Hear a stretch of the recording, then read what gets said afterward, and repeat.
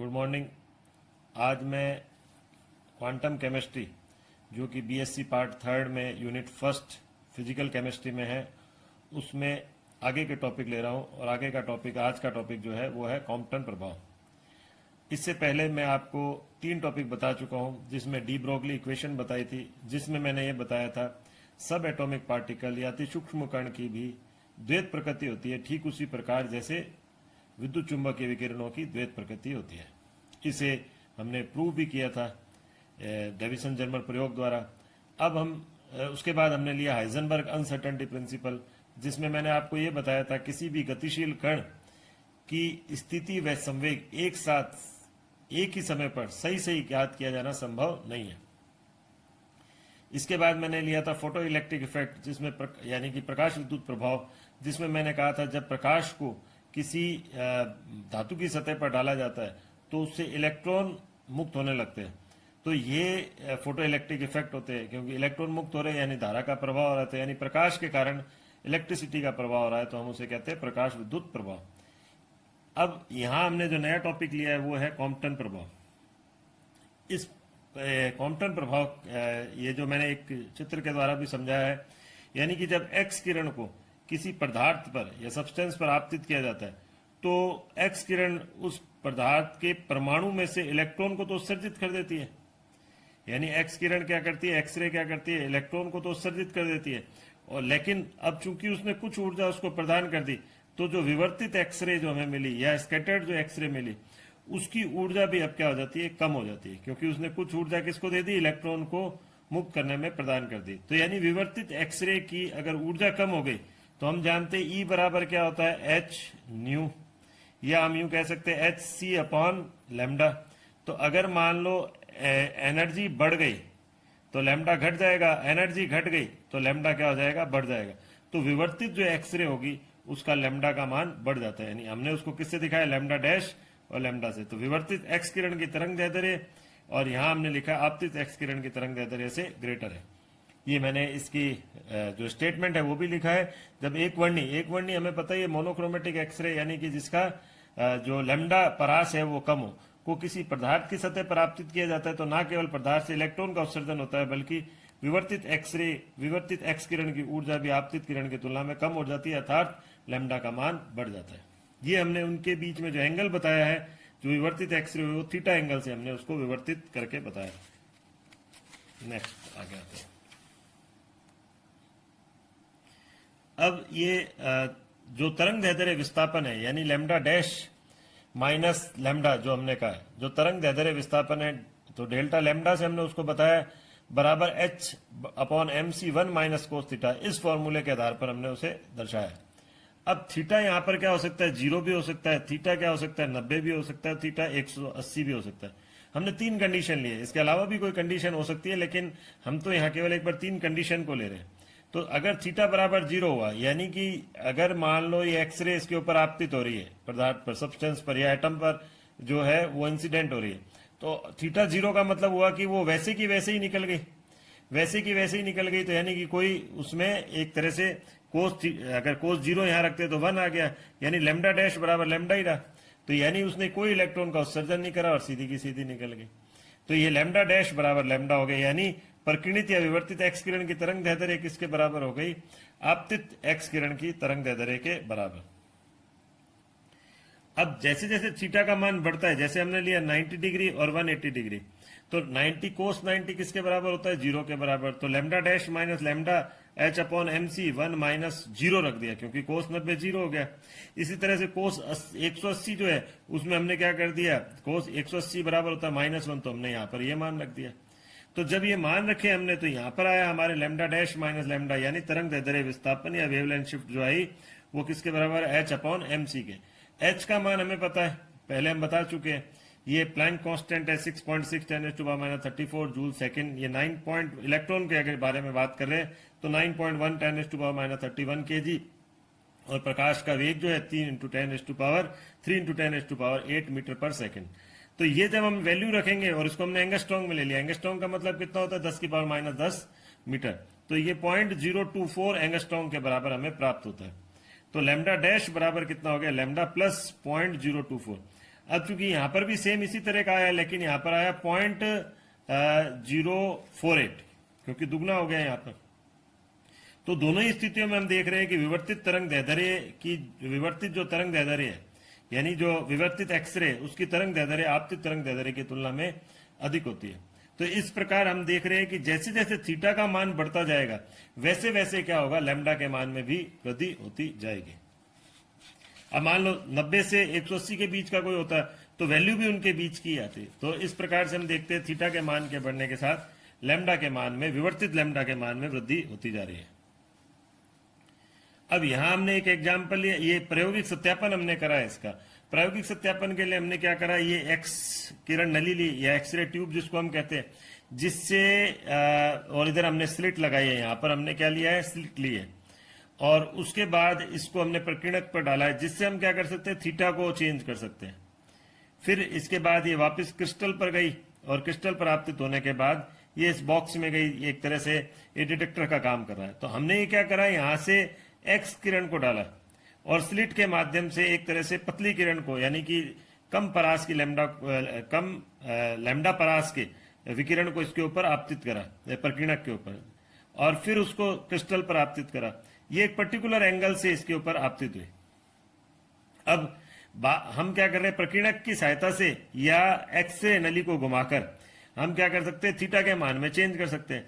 तो हम देखते रहेंगे जैसे जैसे थीटा के मान में चेंज होता रहेगा, इस थीटा के मान में जैसे जैसे चेंज होता रहेगा, वैसे वैसे क्या होगा, ये तरंग दैर्ध्य विस्थापन जो है डेल्टा लैम्डा के मान में भी परिवर्तन होता जाएगा, और वो हम देख ही रहे हैं कि डेल्टा लैम्डा का मान क्या होगा, वो बढ़ता जाएगा।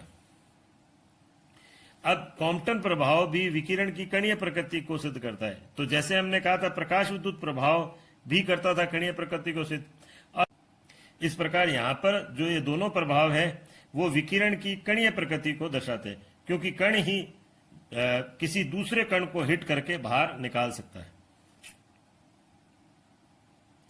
यहां हम इन दोनों में अंतर ले रहे हैं। यहां हमने लिया एक तो द्रव तरंग के बीच में और एक विद्युत चुंबकीय विकिरण के बीच में। तो द्रव तरंगें कौन सी हो गई, जैसे हमने कहा था डी ब्रोगली में कि जो अति सूक्ष्म कण होते हैं वो तरंग के साथ एसोसिएटेड होते हैं। तो वो जो वेव्स जहां हम बात कर रहे हैं उस वेव की, उसे हम बोलते हैं द्रव्य तरंगें। अब यहां जो है इन द्रव्य तरंगों का जो वेग होता है वो अत्यंत कम होता है मैटर वेव का, जबकि ईएमआर का जो होता है इलेक्ट्रो मैग्नेटिक रेडिएशन या विद्युत चुंबकीय विकिरण का, वो उच्च होता है। और ये किसके बराबर होता है, 3 × 10⁻⁸ मीटर पर सेकेंड है। ध्यान, ये प्रकाश का वेग। तो इलेक्ट्रोमैग्नेटिक रेडिएशन, जैसे अब एक हमने एक और इसमें अंतर लिया है, ये निर्वात में गमन नहीं कर सकती, वैक्यूम में मूव नहीं कर सकती, जबकि ये निर्वात में करती है। तो सूर्य से किरणें आती है ना, वो निर्वात में गमन करती है, तो ये निर्वात में भी गमन कर सकती है, जबकि ये नहीं कर सकती। ये पार्टिकल से एसोसिएटेड होती है, यानी कण से संबद्ध होती है, जबकि यहां पर ये जो होती है ये कण से संबद्ध नहीं होती, पार्टिकल से एसोसिएटेड नहीं होती। अब चूंकि ये बहुत अधिक दूरी तय करती है, हमें पता है ये इलेक्ट्रोमैग्नेटिक रेडिएशन अधिक दूरी तय करके आती है, सूरज से पृथ्वी, जो सूर्य से पृथ्वी तक की ओर आती है, तो यहां पर इसके लैम्डा का मान भी उच्च होता है, जबकि इसका लैम्डा का मान कम होता है। तो इस प्रकार हम इन दोनों में अंतर को देख सकते हैं। अब नेक्स्ट टॉपिक जो हम लेंगे वो लेंगे तरंग फलन और प्रायिकता फलन। इन दोनों में क्या अंतर है, और श्रोडिंगर इक्वेशन जो कि क्वांटम यांत्रिकी का मूल आधार है, उसको हम अगले क्लास में लेंगे। आज के लिए इतना ही, थैंक यू। आज मैं टॉपिक ले रहा हूं साई एवं साई स्क्वायर की सार्थकता, significance of Sai and Sai square. हमें पता है बोहर के अनुसार इलेक्ट्रॉन नाभिक के चारों ओर एक निश्चित पथ या कक्ष में घूमते हैं, और जिसे हम कहते हैं KLMN शेल भी कहते हैं। अब इस पथ का सही से निर्धारण तभी किया जा सकता है जबकि इलेक्ट्रॉन की स्थिति व संवेग या वेग सही रूप से ज्ञात हो, जो हाइजेनबर्ग अनसर्टेनिटी प्रिंसिपल के अनुसार संभव नहीं है। हाइजेनबर्ग अनसर्टेनिटी प्रिंसिपल क्या कहता है? हाइजेनबर्ग अनसर्टेनिटी प्रिंसिपल कहता है कि किसी भी गतिशील कण की स्थिति व संवेग एक साथ एक ही समय पर ज्ञात नहीं किया जा सकता। जब हम स्थिति और संवेग को सही ज्ञात नहीं कर सकते तो हम पथ का भी सही निर्धारण, इलेक्ट्रॉन के पथ का भी सही निर्धारण नहीं कर सकते। इस प्रकार हाइजेनबर्ग अनसर्टेनिटी प्रिंसिपल बोहर परमाणु मॉडल को रिजेक्ट करने में सहायक होता है, हम पहले भी बता चुके हैं। अब क्वांटम यांत्रिकी क्या करती है? क्वांटम यांत्रिकी एक निश्चित पथ को नहीं बताती, बल्कि उस क्षेत्र को बताती है जहां इलेक्ट्रॉन के पाए जाने की प्रायिकता या संभावना हो। साई स्क्वायर जो है वो प्रायिकता को ज्ञात करता है, यानी जो प्रायिकता को साई स्क्वायर द्वारा दर्शाया जाता है, जहां साई जो है वो तरंग फलन को प्रदर्शित करता है। वह क्षेत्र जहां नाभिक के चारों ओर इलेक्ट्रॉन के पाए जाने की प्रायिकता उच्चतम होती है उसे परमाणु कक्षा के एटॉमिक ऑर्बिटल कहते हैं। इस प्रकार जो बोर का ऑर्बिट है वो यहाँ क्वांटम मैकेनिक्स में एटॉमिक ऑर्बिटल में कन्वर्ट हो जाता है। ये हमने दिखाया है कि किस प्रकार से नाभिक के चारों ओर इलेक्ट्रॉन का मूवमेंट है, और नाभिक के चारों ओर ये क्षेत्र हमने दिखाया है। यहाँ पर जो नाभिक के नजदीक में वो क्षेत्र अधिक, वो इलेक्ट्रॉन के पाए जाने की प्रोबेबिलिटी सबसे अधिक होती है। तो ये हमने इस तरीके से, या हम यूं कह सकते हैं कि यहाँ डेंसिटी सबसे ज्यादा है इलेक्ट्रॉन के पाए जाने की, और आगे जाकर ये कम होती जाती है प्रायिकता। साई जो है वो a प्लस आइटा बी से दर्शा रहे हैं माना। ऐसे ही हम कहते हैं इसका कॉम्प्लेक्स कंजुगेट जो लेते हैं साई स्टार, वो हमने कह दिया a माइनस आइटा बी से। तो साई स्क्वायर क्या हो जाएगा, इन दोनों को मल्टीप्लाई करा तो हमारे पास आ गया a square plus B square, क्योंकि हम जानते हैं a प्लस बी और a माइनस बी वो किसके बराबर होता है, a square minus B square के। अब आइटा स्क्वायर जो है यहाँ पर a square minus eta square B, eta square minus 1 के बराबर होता है, तो a square plus B square. इस प्रकार साई तो धनात्मक और ऋणात्मक हो सकता है, लेकिन साई स्क्वायर सदैव धनात्मक होगा, यानी नाभिक के चारों इलेक्ट्रॉन उपस्थित होगा ही, यानी नाभिक के चारों इलेक्ट्रॉन के पाए जाने की प्रोबेबिलिटी पॉजिटिव है। साई जो है यहां सुव्यवहारित फलन होता है, यानी वेल बिहेव्ड फंक्शन होता है। वेल बिहेव्ड फंक्शन का क्या तात्पर्य होता है, वो एकल मानी होता है, सतत होता है और परिमित होता है। एकल मानी का मतलब सिंगल वैल्यूड, सतत यानी कंटिन्यूअस, और परिमित मतलब डेफिनेट। इसका मतलब ये होता है कि यानी सिंगल वैल्यूड का मतलब यानी नाभिक के चारों ओर एक समय पर एक ही इलेक्ट्रॉन होगा। कंटिन्यूअस का मतलब उसकी स्थिति लगातार परिवर्तित होगी, और डेफिनेट का मतलब वो एक डेफिनेट यानी एक निश्चित क्षेत्र में ही पाया जाएगा। तो इसीलिए इसको बोला एकल मानी, सतत व परिमित। तो अगर तरंग फलन इन तीनों का पालन करता है तो वो कहलाता है सुव्यवहारित फलन। साई का निर्धारण श्रोडिंगर समीकरण को हल करके ज्ञात किया जा सकता है। अब श्रोडिंगर समीकरण किस प्रकार से, ये हम लेते हैं, नेक्स्ट टॉपिक आता है हमारा श्रोडिंगर इक्वेशन। ये TISC लिखा है, यानी टाइम इंडिपेंडेंट श्रोडिंगर इक्वेशन, समय अनाश्रित श्रोडिंगर समीकरण। अब यहां हमने कहा क्वांटम यांत्रिकी श्रोडिंगर समीकरण पर आधारित है। यह समीकरण नाभिक के चारों इलेक्ट्रॉन की प्रकृति की व्याख्या करता है। इलेक्ट्रॉन का व्यवहार तरंग के समान होता है, अतः नाभिक के चारों ओर एक तरंग या अप्रगामी तरंग के समान ही होता है। तो इलेक्ट्रॉन तरंग की तुलना तनी हुई डोरी या तार में कंपन से कर सकते हैं, यानी हम ये कह रहे हैं कि जो नाभिक के चारों ओर इलेक्ट्रॉन मूव कर रहा है वो वेव के रूप में मूव कर रहा है। तो अगर मान लो हमने एक तनी हुई डोरी ले ली इस तरह से, और उसमें हम उसको हमने मूवमेंट करा, तनी हुई डोरी को पकड़ के हमने घुमाया, तो ऐसे में जो उसमें कंपन होते हैं बिल्कुल वो उसी प्रकार से होते हैं जैसे इलेक्ट्रॉन नाभिक के चारों ओर वेव के रूप में गमन कर रहा है। तो ये हमने मान लो इस हिस्से को पकड़ा डोरी के और हमने इसको मूव करा, इस हिस्से को पकड़कर हमने इसको घुमाया, तो ये इस प्रकार के मान लो कंपन हो रहे हैं। तो ये जो कंपन हो रहे हैं तनी हुई डोरी में, उसको हमने अप्रगामी वेव के रूप में या अप्रगामी तरंग के समान माना। और इसके लिए जो लागू समीकरण है वो बिल्कुल उसी प्रकार से होगी जो इलेक्ट्रॉन के लिए समीकरण होगी। अब ये माना हमने कि तनी हुई डोरी में x दूरी पर मान लो जो डोरी में कंपन हो रहा है उसका आयाम जो है या एम्पलीट्यूड है वो हमने ओमेगा से दर्शाया।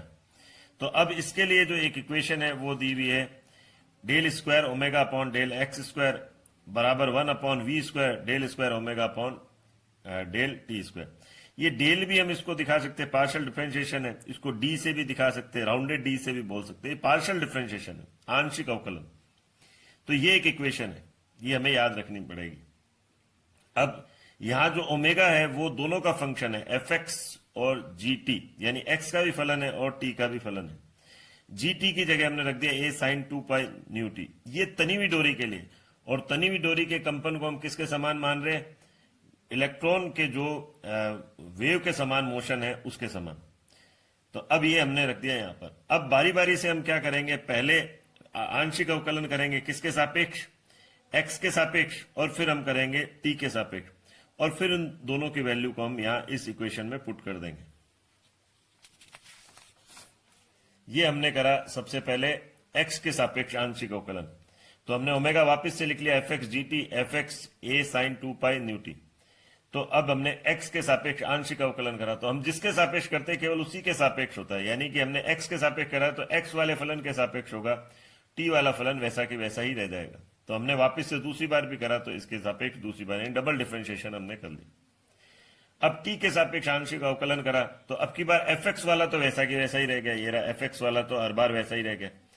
और ये जो होता है साइन, अगर मान लो हम साइन 2x का अवकलन करते हैं तो हमें क्या मिलता है माइनस कोस 2x, और बाद बाहर क्या आ जाएगा 2 कोस 2x, तो माइनस में हुआ ये।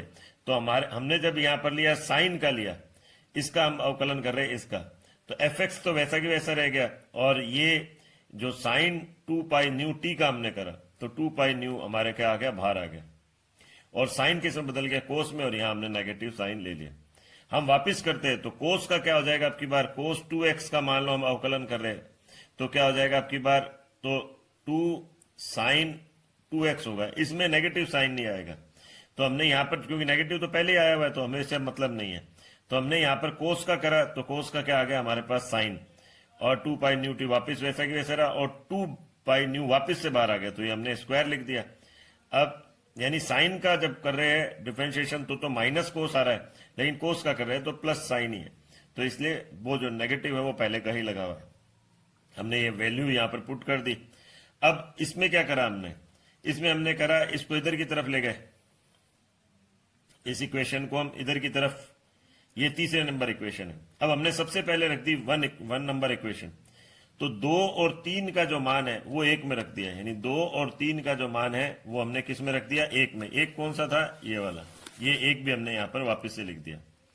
तो जब हमने मान रखा तो ये कट गए आपस में,